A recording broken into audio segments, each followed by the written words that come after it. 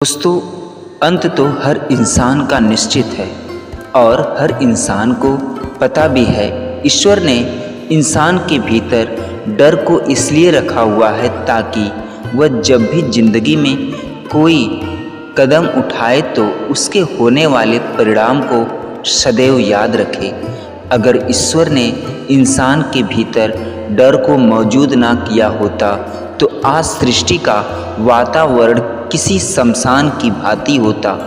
इंसान के भीतर सही और गलत दोनों का डर मौजूद है। वह सही और गलत दोनों कार्यों को करने में घबराता है क्योंकि उसे गलत का तो पता है लेकिन सही का परिणाम सही ही होगा वह ये नहीं जानता। इसलिए इंसान के भीतर डर दोनों ही अवस्था में मौजूद रहती है। मौत या मृत्यु एक ऐसा शब्द है जिसके बारे में कोई व्यक्ति ना तो सोचता है, ना सोचना चाहता है और न ही बात करना। यदि कभी कोई इस बारे में चर्चा छेड़ भी देता है तो सामने वाला यह कहकर चुप करा देता है, अरे यार, तुम ये मरने मारने की बात क्यों कर रहे हो। इसका कारण है मृत्यु से अत्यधिक भय। मौत हम सबको डराती है। हम इसके बारे में सोचने से भी बचते हैं, बात करने से भी बचते हैं और इसे तब तक पहचानते भी नहीं जब तक कि हमारे किसी प्रिय के साथ ऐसा कुछ हो न जाए। मृत्यु से इतना भय क्यों है? वह एक परिणाम है मृत्यु के जिससे हम बचना चाहते हैं।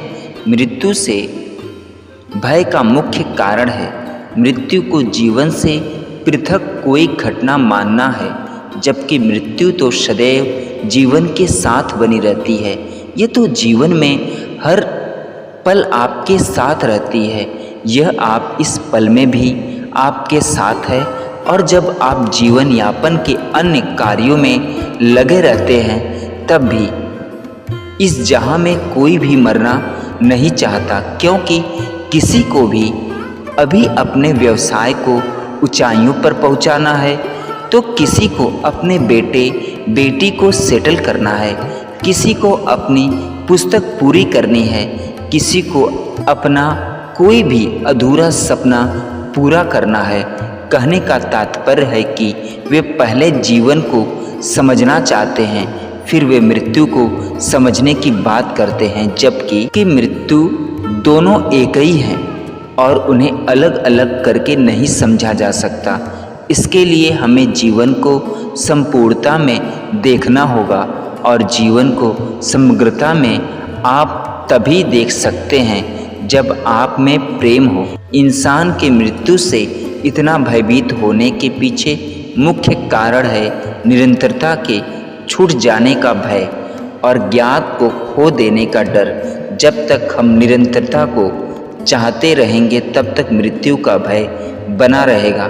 निरंतरता से तात्पर्य है अपने भौतिक शरीर, अपने व्यक्तित्व, अनुभव, ज्ञान, अपनी क्रियाओं, अपनी क्षमताओं, अपनी ख्याति, सौंदर्य, अपने किए गए कार्यों के परिणामों की निरंतरता। अर्थात व्यक्ति के अंदर का जो मैं है वह बने रहना चाहता है, कभी मरना नहीं चाहता। इस निरंतरता को बनाए रखने हेतु ही मनुष्य पुनर्जन्म जैसी अवधारणाएं गढ़ने लगता है, लेकिन फिर भी अनिश्चितता तो बनी ही रहती है। हमें डर है ज्ञात को खो देने का। ज्ञात के प्रति जितना हमारा मोह होता है मृत्यु का भय उतना ही बढ़ जाता है। ज्ञात चीज़ें हैं हमारी छवियाँ, हमारा ज्ञान, हमारा मोह, हमारी भौतिक वस्तुएं, निर्णय, संस्कृति, विचार, परिवार, परिजन, परंपरा, अनुभव, साहचर्य, स्मृति जैसी अनेकों चीज़ों के खो जाने का भय। ईश्वर ने इंसान को अपने प्रति व अपने परिवार के प्रति मोह दिया है तथा उम्र के साथ साथ हमारी पारिवारिक जिम्मेदारियां बढ़ जाती हैं और हमें आनंद आने लगता है। ऐसे में हम एक पल के लिए तो यथार्थ का सामना करते हैं पर बाकी समय एक आभासी दुनिया में रहते हैं और स्वयं नहीं मरना चाहते। उस हर चीज़ से डरते हैं जिनके बारे में हमें नहीं पता। वैसे ही हम मौत से नहीं डरते, पर मौत के बाद क्या होगा उसे लेकर डरते हैं। किसी को नहीं पता मौत के बाद क्या होगा, तो उसका अनुमान लगा देते हैं कि अगर अच्छे कर्म करें तो यह होगा और बुरे कर्म करें तो वह होगा। और जब भी हम अनुमान लगाते हैं तो डर उसके साथ बोनस में मिलता है। जीवन एक तरह का आनंद है, चाहे फिर कैसे भी समस्याएं आए। मरने के बाद दर्द महसूस करने के लिए आपके पास प्राण नहीं होता तो दर्द नहीं है, बस लोगों को पैसे, शरीर और लोगों से लगाव है। ये मनुष्य का कुदरती स्वभाव है कि वह हमेशा जीवित रहना चाहता है। मृत्यु के पश्चात शाश्वत सत्य है, ये जानकर भी मनुष्य हमेशा मृत्यु से दूर भागने और इसे टालने की व्यर्थ कोशिश करते रहता है। किसी भी युग में, चाहे मनुष्य हो या असुर, जिसने भी मृत्यु पर विजय प्राप्त करने की सोची, वह अंतकाल में गाल में अवश्य समा गया है। मरने से डरने की दो वजह है। लोगों के दिमाग में एक धारणा है कि मृत्यु एक पीड़ा है। दूसरा मनोवैज्ञानिक कारण है कि अजनबी जगह, अजनबी लोग से स्वाभाविक रूप से इंसान डरता है। इंसान ने दूसरे लोगों को तो रोग और पीड़ा से मरते हुए देखा है, पर स्वयं यह अनुभव से डरता है। जीवन के खोने व शरीर के कष्ट का भय कमोवेश धरती पर प्रत्येक जीव में पाया जाता है।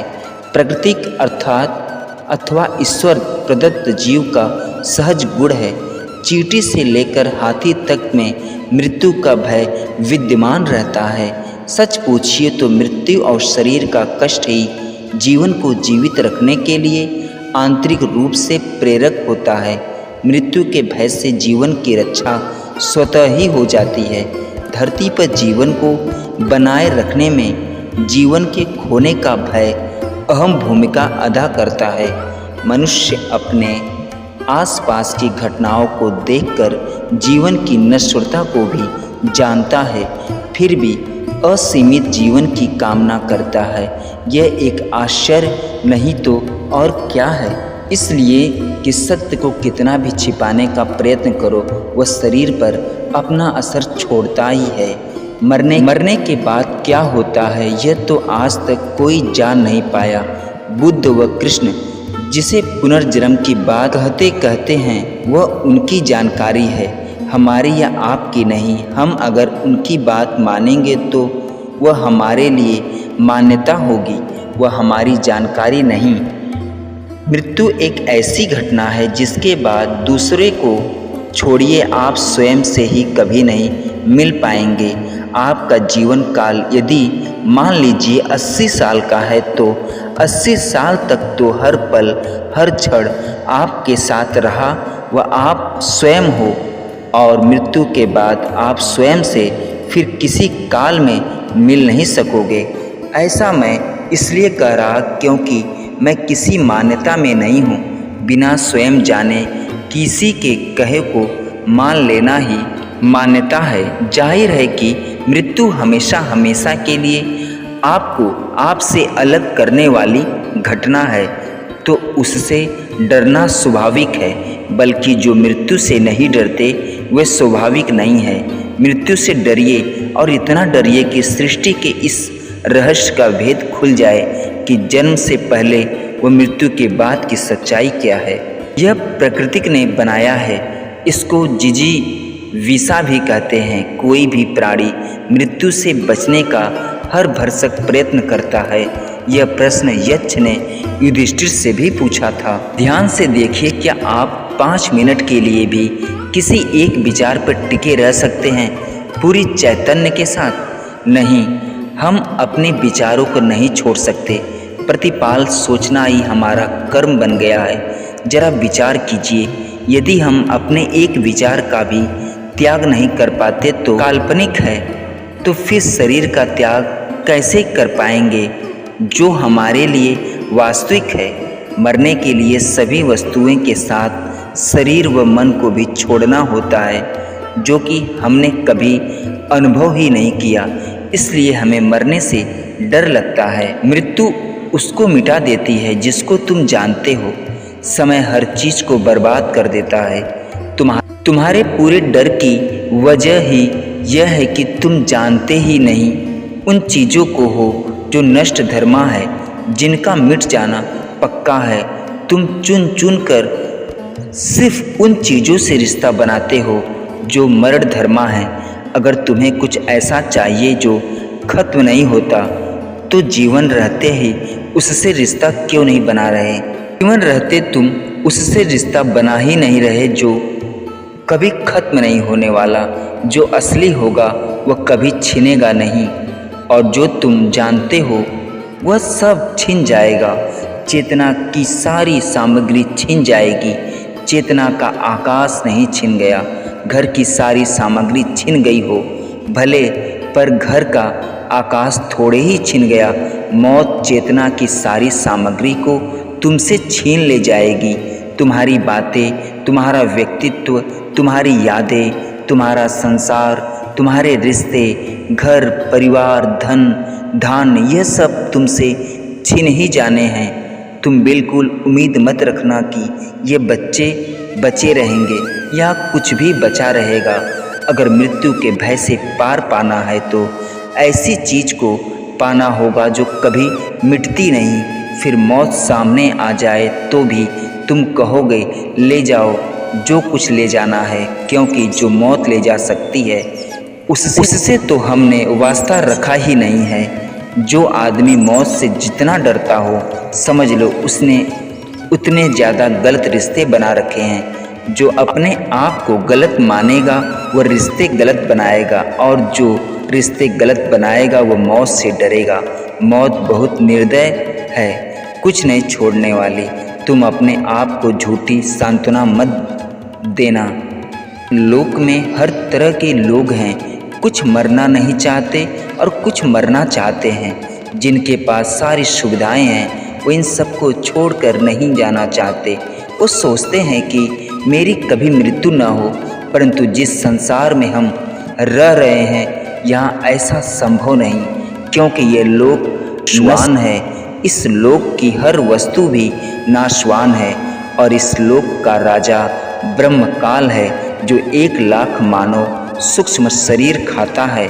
उसने सब प्राणियों को कर्म भर्म व पाप पुण्य रूपी जाल में उलझाकर 3 लोक के पिंजरे में कैद किए हुए हैं। वह नहीं चाहता कि कोई प्राणी इस पिंजरे रूपी कैद से बाहर निकल जाए। वह यह भी नहीं चाहता कि जीव आत्मा को अपने निज घर सतलोक का पता चले। अगर हम अपने शास्त्रों के अनुसार भक्ति करते हैं तो यहाँ तो सुख होगा ही, साथ ही पूर्ण मोक्ष भी संभव है। सतलोक में केवल एक रस परम शांति व सुख है।